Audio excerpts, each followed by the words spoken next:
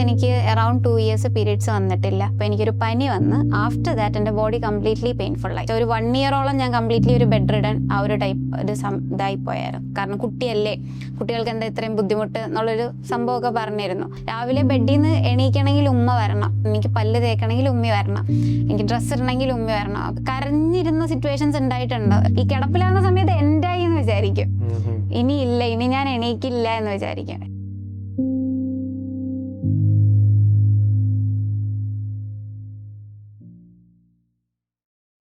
എൻ്റെ പേര് അസ്ന. ഞാൻ അത്യാവശ്യം നല്ല ആക്റ്റീവായിട്ടുള്ള ഒരു കുട്ടിയായിരുന്നു. ഭയങ്കര എക്സ്ട്രോവേർട്ട് ആയിരുന്നു, ഭയങ്കര സംസാരിക്കും, ഓടിച്ചാടി നടക്കും, അങ്ങനെ എങ്ങും ഇരിക്കില്ല.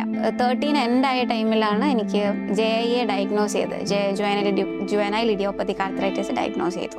ആദ്യം എൻ്റെ ഫിംഗർ ആണെങ്കിൽ കുറച്ച് പെയിനും ഇൻഫ്ലമേറ്റഡ് ആയി. അത് പക്ഷേ വലിയ കാര്യമാക്കിയില്ല, നമ്മുടെ ഏജ് അത്ര ചെറുതായതുകൊണ്ട് എവിടെയെങ്കിലും തട്ടിയതോ മുട്ടിയതോ ആയിരിക്കും എന്ന് വിചാരിച്ചു. അത് കഴിഞ്ഞ് ഞാൻ 1 week വെക്കേഷന് സൗദിയിൽ പോയി. ആ ടൈമിൽ എനിക്ക് ഷോൾഡർ പെയിൻ സ്റ്റാർട്ട് ചെയ്തു. അപ്പോൾ അവിടെ ഒരു ഇഞ്ചക്ഷൻ എടുത്തിട്ട്, ഒരു പെയിൻ കില്ലർ ഇഞ്ചക്ഷൻ എടുത്തിട്ട് നാട്ടിൽ വന്ന് കഴിഞ്ഞ് ഒരു 2-3 days കഴിഞ്ഞപ്പോൾ എനിക്കൊരു പനി വന്ന് ആഫ്റ്റർ ദാറ്റ് എൻ്റെ ബോഡി കംപ്ലീറ്റ്ലി പെയിൻഫുൾ ആയി. ഏത് ജോയിൻ്റ് എന്നറിയാൻ പറ്റാത്ത രീതിയിൽ നടക്കാൻ പറ്റണില്ല, കംപ്ലീറ്റ് പെയിൻഫുൾ ആയപ്പോൾ അവിടെ അടുത്തുള്ള ഒരു ഫിസിഷ്യനെ കാണിച്ച ടൈമിൽ പുള്ളിക്ക് ഗൗട്ട് ആണോ എന്ന് ചെക്ക് ചെയ്യാൻ വേണ്ടി ഒന്ന് ചെക്ക് ചെയ്ത ടൈമിൽ ഒരു ഗൗട്ട് സിംറ്റം ആണോ എന്താണെന്ന് ഇതാവുന്നില്ല, അപ്പോൾ വേറൊരു ടെസ്റ്റ് എന്ന് പറഞ്ഞു. ആഫ്റ്റർ ദാറ്റ് എൻ്റെ പേരൻസ് നാട്ടിൽ വന്ന് എന്നെ അവിടെ അടുത്തുള്ളൊരു ഹോസ്പിറ്റലിൽ കാണിച്ചപ്പോൾ RA ആണെന്ന് ഡയഗ്നോസ് ചെയ്തു. പിന്നെ എൻ്റെ 10th standard കഴിഞ്ഞപ്പോൾ എല്ലാവരും പറഞ്ഞു വാദത്തിന് ആയുർവേദമാണ് നല്ലത്. അങ്ങനെ ആയുർവേദത്തിലേക്ക് ഷിഫ്റ്റ് ചെയ്ത ടൈമിൽ വാട്ട് ഈസ് RA എന്നുള്ളൊരു സാധനം കംപ്ലീറ്റ്ലി മനസ്സിലാക്കി തന്നത് ആ ആയുർവേദ ഡോക്ടറാണ്. പുള്ളി കുറച്ച് നാൾ ചികിത്സിച്ചു. ആഫ്റ്റർ ദാറ്റ് എന്നെ വേറൊരു മെഡിക്കൽ സെൻ്ററിൽ, ആയുർവേദ മെഡിക്കൽ സെൻ്ററിൽ കൊണ്ടുപോയി കുറച്ച് ധാര അങ്ങനെയുള്ള പരിപാടികൾ ചെയ്തു. ആ ടൈമിൽ ഞാൻ കംപ്ലീറ്റ്ലി കിടപ്പിലായി. അവിടുന്ന് അവർ പറഞ്ഞു വേറെ റെഫർ ചെയ്തു, വേറെ എന്തായാലും ഇനിയിപ്പോൾ ഇംഗ്ലീഷ് മെഡിസിൻസ് ചെയ്താൽ മതി എന്ന് പറഞ്ഞ് വേറെ റെഫർ ചെയ്ത് എറണാകുളത്ത് ഒരു ഹോസ്പിറ്റലിൽ കാണിച്ചു. അവിടുന്ന് ഞാനൊന്ന് എണീറ്റ് നിൽക്കാൻ തുടങ്ങി. എല്ലാത്തിനും I need A support, I need parents. ഉമ്മ എൻ്റെ കൂടെ ഉണ്ടെങ്കിൽ മാത്രമേ എനിക്ക് ഈ വക കാര്യങ്ങളെല്ലാം ചെയ്യാൻ പറ്റൂ. ഉമ്മയെ വിളിക്കണം, എനിക്ക് പല്ല് തേക്കണമെങ്കിൽ ഉമ്മി വരണം, എനിക്ക് ഡ്രസ്സ് ഇടണമെങ്കിൽ ഉമ്മി വരണം. അപ്പം കരഞ്ഞിരുന്ന സിറ്റുവേഷൻസ് ഉണ്ടായിട്ടുണ്ട്. എന്നെ കൊണ്ടൊന്നും പറ്റുന്നില്ലല്ലോ, എൻ്റെ കാര്യങ്ങൾ കറക്റ്റായിട്ട് ചെയ്യാൻ പറ്റുന്നില്ലെങ്കിൽ നമുക്ക് ഭയങ്കര ബുദ്ധിമുട്ടായിരിക്കും. രാവിലെ ബെഡിൽ നിന്ന് എണീക്കണമെങ്കിൽ ഉമ്മ വരണം, ഉമ്മയെ വിളിച്ചാൽ എനിക്ക് എണീക്കാൻ പറ്റും. അപ്പം അതിൽ നിന്ന് മാറിയപ്പോൾ ഭയങ്കര റിലീഫായിരുന്നു. ഈ കിടപ്പിലാവുന്ന സമയത്ത് എൻഡായി എന്ന് വിചാരിക്കും, ഇനിയില്ല, ഇനി ഞാൻ എണീക്കില്ല എന്ന് വിചാരിക്കും. പക്ഷെ അവിടുന്ന് എണീക്കണം എന്നൊരു റേ ഓഫ് ഹോപ്പ് ഉള്ളിൽ പിടിച്ചു വെച്ചുകൊണ്ട് തന്നെ നമ്മൾ എണീക്കും. ഏർലി സ്റ്റേജസ് ആർക്കും അറിയില്ല. ഒരു 10th standard വരെ അങ്ങനെ പെയിൻ ഉണ്ട് എന്നുള്ളൊരു കാര്യം മാത്രമേ ഉള്ളൂ. എൻ്റെ ബോർഡ് എക്സാം അടുപ്പിച്ചാണ് ഇങ്ങനെ ഒരു പ്രശ്നമുണ്ടെന്ന് നമ്മൾ സ്കൂളിൽ പറയുന്നതും ഒരു 30 minutes എക്സ്ട്രാ വേണം, എഴുതാനുള്ള ബുദ്ധിമുട്ട് കാരണം ഒരു 30 minutes എക്സ്ട്രാ വേണം എന്ന് പറഞ്ഞു. അന്നേരമാണ് ഈ ടീച്ചേഴ്സ് ആണെങ്കിലും ഫ്രണ്ട്സ് ആണെങ്കിലും ഇത് ഇത്രയും ബുദ്ധിമുട്ടുള്ള കാര്യമാണെന്ന് അറിയുന്നത്. ഇതൊരു ഭയങ്കര പ്രശ്നമായത് 11th standard ഞാൻ ഈ കിടപ്പായ സിറ്റുവേഷനൊക്കെ വന്ന ടൈമിലാണ്. എക്സാം എഴുതാതെ തന്നെ നെക്സ്റ്റ് ഇയറിലേക്ക് കയറ്റാൻ പറ്റില്ല, അല്ലെങ്കിൽ 1 year കൂടെ പഠിച്ചേ പറ്റൂ എന്നുള്ളൊരു പ്രിൻസിപ്പളിൻ്റെ ഭാഗത്തുനിന്നൊരു സാധനമൊക്കെ വന്നു. കാരണം കുട്ടിയല്ലേ, കുട്ടികൾക്ക് എന്താ ഇത്രയും ബുദ്ധിമുട്ട് എന്നുള്ളൊരു സംഭവമൊക്കെ പറഞ്ഞിരുന്നു. അവർക്ക് അറിയില്ല, എത്ര നമ്മൾ പറഞ്ഞു കൊടുത്താലും കാണാത്തടത്തോളം അറിയില്ല. കാരണം എന്നെ നോർമലി കാണുമ്പോൾ വലിയ പ്രശ്നങ്ങളില്ല. ആഫ്റ്റർ 40s ആകുമ്പോൾ അത് തളർന്നു പോകുന്നതും, കുഞ്ഞാകുമ്പോൾ അവർക്ക് അത്രയും ബുദ്ധിമുട്ടുകൾ ഉണ്ടാവില്ല എന്ന പേരിലും പറയും. പിന്നെ ചില കാര്യങ്ങൾ നമുക്ക് ചെയ്യാൻ പറ്റില്ല എന്ന് പറയുമ്പോൾ ഷീസ് ആക്ടിങ് എന്നൊരു സാധനം വരും. അവർക്ക് ഉള്ളത് കൊണ്ട് അവൾ അത് വെച്ച് തന്നെ പിടിച്ചുകൊണ്ടിരിക്കുകയാണെന്ന് പറയും. പക്ഷെ അത് വേദന കൊണ്ടായിരിക്കും നമ്മളെ കൊണ്ട് പറ്റില്ല എന്ന് നമ്മൾ പറയുന്നത്. പക്ഷെ അവർ നേരെ തിരിച്ച് പറയും, it's a kind of acting, അവൾക്കത് ഉള്ളത് നമുക്കറിയാമല്ലോ, അപ്പം പിന്നെ അവളൊന്നും ചെയ്യണ്ട എന്നുള്ള രീതിയിൽ അവൾ പറയുന്നതായിരിക്കും എന്നും പറയുന്ന ആൾക്കാരുണ്ട്. ഫസ്റ്റ് റോള് മെഡിക്കേഷൻ്റെ തന്നെയാണ്. മെഡിക്കേഷൻ കഴിയുമ്പോൾ ഞാൻ എത്രത്തോളം ഇതിനെ എങ്ങനെ കാണുന്നു എന്നുള്ളൊരു വലിയൊരു കാര്യമാണ്. ഇതൊരു ഡിസീസാണ് അല്ലെങ്കിൽ ഇതൊരു ബുദ്ധിമുട്ടാണ് എന്ന് ഞാൻ വിചാരിച്ചു കഴിഞ്ഞാൽ പിന്നെ എനിക്ക് നടക്കാൻ പറ്റില്ല എന്നുള്ളൊരു ഉറപ്പാണ്. പെയിൻ നമ്മുടെ ബോഡിയുടെ ഉള്ളില്ല, നമ്മൾ അത് പുറത്ത് കാണിക്കാൻ വിചാരിച്ചാൽ മാത്രമേ ഈ ഒരു സംഭവത്തിന് പുറത്ത് കാണിക്കാൻ പറ്റൂ, അല്ലാണ്ട് കാണിക്കാൻ പറ്റില്ല. എല്ലാവരും വിചാരിച്ചിരിക്കുന്നത് എൻ്റെ വാപ്പയ്ക്ക് 2 പെൺകുട്ടികളുണ്ടെന്നാണ്. എന്നുവെച്ചാൽ വയ്യാണ്ട് കിടക്കുന്ന ആള് വയ്യാണ്ട് വീട്ടിൽ കിടപ്പും, ഈ ഓടി നടക്കുന്ന ആള് വേറെ 2ാമത്തെ കുട്ടിയാണ്. എല്ലാവരുടെയും വിചാരം വണ്ടി ഓടിക്കാൻ പറ്റില്ല, ഒന്നും ചെയ്യാൻ പറ്റില്ല എന്നാണ് ആൾക്കാർ വിചാരിക്കുന്നത്. വയ്യാണ്ട് കിടപ്പാണ്, വാദമാണല്ലോ, അപ്പോൾ കിടപ്പായിരിക്കും, ഇതാണ് ടേം വരുന്നത്. പക്ഷെ അതിനിങ്ങനെ എണീറ്റ് നടക്കാൻ പറ്റും എന്നുള്ളൊരു സൈഡ് ആൾക്കാർക്ക് അറിയില്ല. ഒരു അങ്ങ് എണീറ്റ് നടന്നാൽ പോലും ഒരു സിമ്പത്തറ്റിക് റോള് നമുക്ക് കേൾക്കേണ്ടി വരും.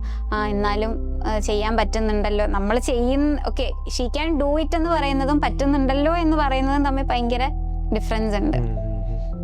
ഡിഗ്രി ഫസ്റ്റ് ഇയർ കയറിയ ടൈമിൽ എനിക്ക് പെയിൻ ഭയങ്കരമായിട്ട് കൂടി. ഇതേപോലെ ബെഡ് റിഡൺ ആയതുകൊണ്ട് എനിക്ക് പഠിക്കാൻ പോകാൻ പറ്റിയില്ല. ഡിഗ്രി ഡ്രോപ്പാണ്. പിന്നെ ഞാനൊരു ഡിപ്ലോമ എടുത്തത് ഗ്രാഫിക്സിൻ്റെ. അത് കൊറോണ ടൈമിലിരുന്ന് ഞാൻ തന്നെ കുറച്ച് ഹോബീസ് ക്രിയേറ്റ് ചെയ്ത് പഠിച്ചിട്ട് ഒരു സർട്ടിഫിക്കേഷൻ എടുത്തു. ഞാൻ മോസ്റ്റ്ലി എവറി ഡേ ഡാൻസ് കളിക്കുന്ന ആളായിരുന്നു. അപ്പം ഈ പുതിയ ഹിന്ദി പാട്ടൊക്കെ ഇറങ്ങുന്നതിന് ഞാൻ തന്നെ കൊറിയോഗ്രാഫി ചെയ്യും, ഞാൻ തന്നെ കളിക്കും, ഞാൻ തന്നെ ഷൂട്ട് ചെയ്യും. അത് കണ്ടുകൊണ്ടിരിക്കാൻ എനിക്കും ഭയങ്കര ഇഷ്ടമാണ്. പക്ഷെ അതൊരു ഏർലി സ്റ്റേജിൽ തന്നെ സ്റ്റോപ്പായിപ്പോയി. അത് കഴിഞ്ഞ് പിന്നെ ഫോട്ടോഗ്രാഫി ആയിരുന്നു ഭയങ്കര പാഷനേറ്റ്. അതൊരു 2024 വരെ ഞാൻ ചെയ്യുന്നുണ്ടായിരുന്നു. ഫോട്ടോഷൂട്ട്സ് എടുക്കുമായിരുന്നു ഞാൻ. ഇൻറ്റിമേറ്റ് വെഡ്ഡിങ്സ്, ചെറിയ ബേബി ഷൂട്ട്സ്, അങ്ങനെയുള്ള കുറേ കാര്യങ്ങൾ എടുക്കുമായിരുന്നു. ബട്ട് അതെല്ലാം ഇപ്പം ഷട്ട് ഡൗൺ ആയി. ചെറിസ്റ്റിന് നല്ല പെയിനാണ്. ഇഞ്ചെക്ഷൻസ് എടുത്താലും അറൗണ്ട് ഒരു 6 months ഒക്കെയാണ് അതിൻ്റെ ഒരു ആക്ഷൻ വരുന്നത്. അപ്പോൾ ആഫ്റ്റർ ദാറ്റ് വീണ്ടും പെയിൻഫുൾ ആകും. ഈ പെയിൻഫുൾ ആകുന്ന ടൈമിൽ ക്യാം ഹോൾഡിങ് ഭയങ്കര ബുദ്ധിമുട്ടുള്ള കാര്യം. അല്ലാണ്ട് പെയിൻ ഇല്ലാത്തപ്പോഴും ക്യാം ഹോൾഡ് ചെയ്ത് കുറച്ച് നേരം കഴിയുമ്പോൾ എനിക്ക് പെയിൻ കൂടുന്നുണ്ട്. അപ്പോൾ ഇന്ന് ഞാൻ കംപ്ലീറ്റ്ലി ക്യാമും കൊണ്ട് നടക്കുകയാണെങ്കിൽ നാളെ പിന്നെ റിസ്റ്റിന് ഭയങ്കര പെയിൻ ആയിരിക്കും. അങ്ങനെ അത് സ്റ്റോപ്പായിപ്പോയി. പെയിൻ അല്ലെങ്കിൽ ഇങ്ങനെ ഒരു സംഭവം ഉണ്ടെങ്കിൽ ഒന്നും ചെയ്യാൻ പറ്റില്ലായിരിക്കും എന്നിടത്തുനിന്നല്ല. മെയിൻലി മാരേജ്, അങ്ങനെയുള്ള കല്യാണം കഴിക്കാൻ പറ്റും, ഇങ്ങനെയൊക്കെ ചോദ്യം വന്നിട്ടുണ്ട്. അവർക്ക് കല്യാണം കഴിക്കാൻ പറ്റുമായിരിക്കുമോ, അതറിഞ്ഞൊരു ആൺകുട്ടി വരുമായിരിക്കുമോ, അത് എങ്ങനെ ചെയ്യാൻ പറ്റും എന്നൊക്കെ ചോദിക്കുന്ന ആൾക്കാരുണ്ട്. കല്യാണം കഴിപ്പിച്ചു വിട്ട് അവിടെ ചെല്ലുമ്പോൾ അവസ്ഥ എന്തായിരിക്കും എന്നൊക്കെ ചോദിക്കുന്ന ആൾക്കാരുണ്ട്. അപ്പോൾ ഈ പറഞ്ഞ കാര്യങ്ങളെല്ലാം എല്ലാവർക്കും ചെയ്യാൻ പറ്റും. അതിനെ ഒന്ന് നമ്മൾ ടാലി ചെയ്താൽ മതി. ഇപ്പം എനിക്ക് അസുഖം ഉണ്ടെന്ന് ഞാനത് എൻ്റെ മനസ്സിന് പറഞ്ഞു കൊടുത്തു കഴിഞ്ഞാൽ അസുഖം ഉണ്ടായിരിക്കും. പക്ഷേ അതുകൊണ്ട് സറൗണ്ടിങ് ആൾക്കാരും ഇതൊരു കേസ്, നിനക്ക് അസുഖം ഉണ്ടല്ലോ എന്ന് പറയാണ്ടിരുന്നാൽ മതി. ഒരു നോർമൽ ലൈഫ് നമുക്ക് ലീഡ് ചെയ്യാൻ പറ്റും. ഈ പറഞ്ഞ തൊട്ട് നമ്മളെന്നും പല്ല് തേക്കുന്നതും അല്ലെങ്കിൽ നമ്മൾ നമ്മുടെ ഡെയിലി റുട്ടീൻസ് ചെയ്യുന്ന പോലെ കൂട്ടത്തിൽ കുറച്ച് മെഡിസിൻസ് കഴിക്കണം എന്നല്ലാതെ വലിയ ഡിഫറൻസ് ഒന്നുമില്ല. പിന്നെ ഈ ഇടയ്ക്ക് വരുന്ന വേദനകളെ മാറ്റാൻ വേണ്ടിയുള്ള കാര്യങ്ങൾ അതിൻ്റെ കൂടെ നമുക്ക് ചെയ്യാൻ പറ്റും. അവയർനെസ് ഭയങ്കര ഇമ്പോർട്ടൻ്റ് ആണ്. സപ്പോർട്ടിനേക്കാൾ കൂടുതൽ നമ്മളെ മനസ്സിലാക്കിയ ആൾക്കാർ നിൽക്കാൻ ശ്രമിക്കുമായിരിക്കും. കുറച്ച് അവയർനെസ് ഉണ്ടെങ്കിൽ എല്ലാ കാര്യങ്ങളും നമുക്കും ചെയ്യാൻ പറ്റും എന്നവർക്ക് മനസ്സിലാക്കി കൊടുക്കാൻ പറ്റിയാൽ നല്ലതായിരിക്കും. ചില ആൾക്കാരുണ്ട് ഇതിനെപ്പറ്റി ഒരു ഐഡിയയും കാണില്ല. അവർ വന്നിരുന്നു നീ അങ്ങനെ ചെയ്യണം, നീ ഇങ്ങനെ ചെയ്യണം, നിന്നെ കൊണ്ട് ഇങ്ങനെ ചെയ്യാൻ പറ്റിയല്ലോ, അങ്ങനെ ചെയ്യാൻ പറ്റുമല്ലോ. പക്ഷെ ഇതൊന്നും ചെയ്യാൻ പറ്റാത്തതുകൊണ്ടായിരിക്കും ഈ പറഞ്ഞ ആളുള്ളിൽ ഇരിക്കുന്നതെന്ന് അവർ ചിന്തിക്കില്ല. പല കാര്യങ്ങൾ വന്ന് പറയും. ഞാൻ ഇതുമായിട്ട് ഡീൽ ചെയ്യാൻ തുടങ്ങിയിട്ട് 11 വർഷമായി. ഈ 11 വർഷത്തിൻ്റെ ഇടയ്ക്ക് ഇതിനെപ്പറ്റി ഒരു ഐഡിയ ഇല്ലാത്ത ആൾക്കാർ വന്നിട്ട് നീ ഇന്ന സാധനം കുടിച്ചു നോക്കിക്കഴിഞ്ഞാൽ നിനക്കത് റെഡി ആവുമായിരിക്കും. പക്ഷെ ഇതൊക്കെ നമ്മൾ ഓൾറെഡി ചെയ്തിട്ടുണ്ട്. മെയിനായിട്ട് നമ്മൾ മഞ്ഞൾ വെള്ളം കുടിച്ചാൽ ഭയങ്കര നല്ലതെന്നൊക്കെ പറയും. ഓക്കെ, മഞ്ഞൾ വെള്ളം കുടിക്കുന്നത് മേ ബി നല്ലതായിരിക്കും, ആൻറ്റി ഓക്സിഡൻറ്റ് അങ്ങനെ എന്തെങ്കിലുമൊക്കെ കാണും. പക്ഷെ അതുകൊണ്ട് എനിക്ക് വേദന കുറഞ്ഞിട്ടില്ല. പക്ഷെ കുറേ പേര് വന്നിട്ട് നീ അതങ്ങ് ചെയ്ത് നോക്ക്, നാളെ ചിലപ്പോൾ നിനക്കത് കാണത്തില്ല. ഞാൻ ഇങ്ങനെ ആദ്യമൊക്കെ ഞാൻ എതിർത്ത് സംസാരിക്കുമായിരുന്നു. എനിക്കിതിനെപ്പറ്റി അറിയാം, അല്ലെങ്കിൽ എനിക്കിപ്പം പറഞ്ഞു തരണ്ട, ഞാൻ ചെയ്തോളാം അങ്ങനെയുള്ള രീതിയിൽ ഞാൻ പറയാം. പക്ഷെ ഇപ്പം ആരെങ്കിലും എന്തെങ്കിലും വന്ന് പറയുമ്പോൾ ഞാൻ കേട്ടോണ്ടിരിക്കാം. ശരി ഓക്കെ ഇങ്ങനെ ഞാൻ പറയും. കാരണം അത് അവർക്ക് പറഞ്ഞു കൊടുത്തിട്ട് കാര്യമില്ല, അവർക്ക് മനസ്സിലാവത്തില്ല. ഇത് ഡീല് ചെയ്യാത്ത ഒരാൾക്ക് അതിനെപ്പറ്റി മനസ്സിലാവില്ല. അസ്നയെ പറ്റി നമ്മൾ അറിയുന്നത് ഇൻസ്റ്റാഗ്രാമിൽ ഒരു വീഡിയോ കണ്ടിട്ടായിരുന്നു. Your experience with rheumatoid arthritis, ട്രീറ്റ്മെന്റും കെയറും അതിന്റെ കാര്യങ്ങളെ പറ്റി. ഞാൻ ആ ടൈമിൽ ഇപ്പം ഈ പറഞ്ഞോട്ട് ഫോട്ടോഗ്രാഫി സ്റ്റോപ്പ് ആയെങ്കിലും കയ്യിലെ ഫോൺ വെച്ച് ഞാൻ ബി-റോൾ ചുമ്മാ വീഡിയോസ് എടുത്തിട്ട് എഡിറ്റ് ചെയ്യുന്നൊരു ഇതുണ്ട്. എനിക്ക് അന്ന് വീഡിയോ എടുത്തിടാൻ ഒന്നും ഇല്ലാത്തതുകൊണ്ട് ഞാൻ അതുപോലെ ഹോസ്പിറ്റലിൽ ഇഞ്ചക്ഷൻ ടൈമിലിരിക്കും. ഞാൻ വെച്ചാൽ വൈനോട്ട് എന്നുള്ളൊരു സംഭവത്തിലാണ് ഞാൻ ഇത് ഓരോ ക്ലിപ്പ് ബൈ ക്ലിപ്പ് എടുത്തത്. എന്നിട്ട് ഞാൻ ആ വീഡിയോ ക്ലബ് ചെയ്തിട്ട് അന്ന് ഒരു റിയാക്ഷൻ വരുമെന്നോ അല്ലെങ്കിൽ ആൾക്കാർ അതിനെപ്പറ്റി ചോദിച്ചു വരുമെന്നോ ഒന്നും ഞാൻ വിചാരിച്ചല്ല ഞാൻ വീഡിയോ ഇട്ടതിന് ശേഷം എനിക്കൊരു 4 to 5 ആൾക്കാർ എനിക്ക് മെസ്സേജ് ഇട്ടു. അതിനകത്തൊരു 3 ചേച്ചിമാരും ഇട്ടു, ഒരു 2 ചേട്ടന്മാരും ഇട്ടു. 3 ചേച്ചിമാർ കംപ്ലീറ്റ്ലി അവരുടെ ലൈഫ് സ്റ്റക്കായിട്ട് നിൽക്കുന്ന അവസ്ഥയിൽ എനിക്ക് മെസ്സേജ് ഇട്ടത്. എന്നെ കൊണ്ട് ഇതൊക്കെ ചെയ്യാൻ പറ്റുന്നുണ്ടല്ലോ എന്ന രീതിയിലാണ് അവർ മെസ്സേജ് ഇട്ടത്. അപ്പം ഞാൻ അവർക്ക് പറഞ്ഞു കൊടുത്തു, നമുക്ക് അസുഖം ഉണ്ടെന്ന് വിചാരിച്ചാൽ മാത്രമേ പ്രശ്നമുള്ളല്ലേ, നമുക്ക് ഇതെല്ലാം ചെയ്യാൻ പറ്റും. പറഞ്ഞ ആൾക്കാർക്ക് നടക്കാനും എടുക്കാനും ഒക്കെ പറ്റുന്നുണ്ട്, ബട്ട് അവരെ കൊണ്ട് പറ്റുന്നില്ല എന്ന് ഉള്ളിലുള്ള തോന്നലാണ് പ്രശ്നം ഉണ്ടാക്കുന്നത്. കാരണം നമ്മളെ കൊണ്ടൊന്നും ചെയ്യാൻ പറ്റാണ്ടാകുമ്പോൾ നമ്മൾ മെന്റലി ഭയങ്കരമായിട്ട് അഫക്റ്റ് ചെയ്യും. കാരണം ഈവൻ നമ്മുടെ ഡ്രസ്സ് പോലും നമുക്ക് മര്യാദയ്ക്ക് സ്വന്തമായിട്ട് ഇടാൻ പറ്റാത്തപ്പോൾ ഭയങ്കര ബുദ്ധിമുട്ടാണ്. വേറൊരു കേസ് എന്ന് പറഞ്ഞാൽ ഫാമിലിയിൽ നമ്മൾ കുറച്ച് വലുതായി. ഇപ്പം അറൗണ്ട് എനിക്കൊരു 25 years ആയി. ഇപ്പം 25 വയസ്സിലും എനിക്ക് ഫാമിലിയിലൊന്നും ചെയ്ത് കൊടുക്കാൻ പറ്റുന്നില്ല. അത് അവർക്ക് വലിയ കാര്യമൊന്നും അല്ല. അപ്പം ഞാൻ അവിടെ പണിയെടുക്കണം അല്ലെങ്കിൽ ഞാൻ അവിടെ കോൺട്രിബ്യൂട്ട് ചെയ്യണമെന്ന് എൻ്റെ പേരൻസിനോ ആർക്കും വലിയ പ്രശ്നങ്ങളോ കാര്യങ്ങളോ ഇല്ല. ബട്ട് എൻ്റെ ഒരു കേസ് നോക്കുമ്പോൾ ഭയങ്കര ഇൻഡിപെൻഡൻ്റ് ആയിട്ട് നിൽക്കാൻ ഇഷ്ടപ്പെടുന്ന ഒരാളാണ്.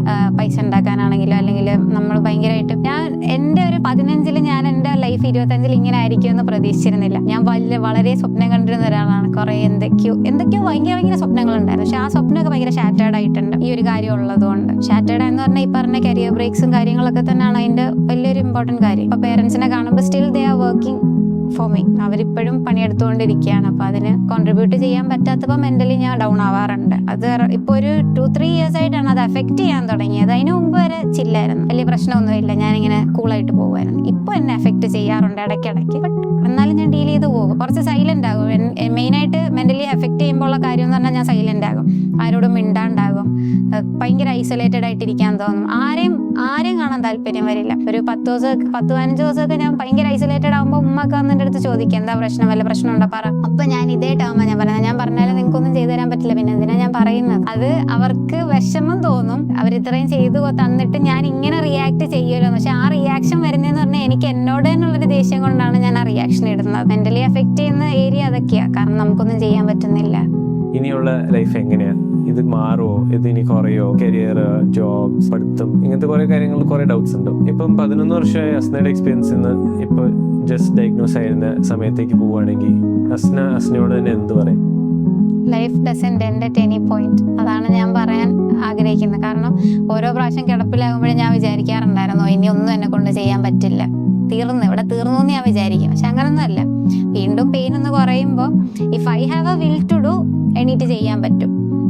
അതാണ്. അപ്പൊ ഏത് ആൾക്കാർക്കാണെങ്കിലും ആ ഒരു കാര്യമുണ്ട്. ഇപ്പം ഡയഗ്നോസ് ആയാലും ചിലപ്പോൾ കിടപ്പിലാകും, പല പ്രശ്നങ്ങളുണ്ടാകും. ബട്ട് അതൊന്ന് കുറയുന്ന ടൈമിൽ വി ക്യാൻ ഡു എവറിത്തിങ്. നമുക്ക് എന്തായാലും ലൈഫിൽ മുന്നോട്ട് പോകാൻ പറ്റും. നമ്മുടെ ലൈഫ് നല്ല രീതിയിൽ തന്നെ ഫ്രൂട്ട്ഫുൾ ആകും.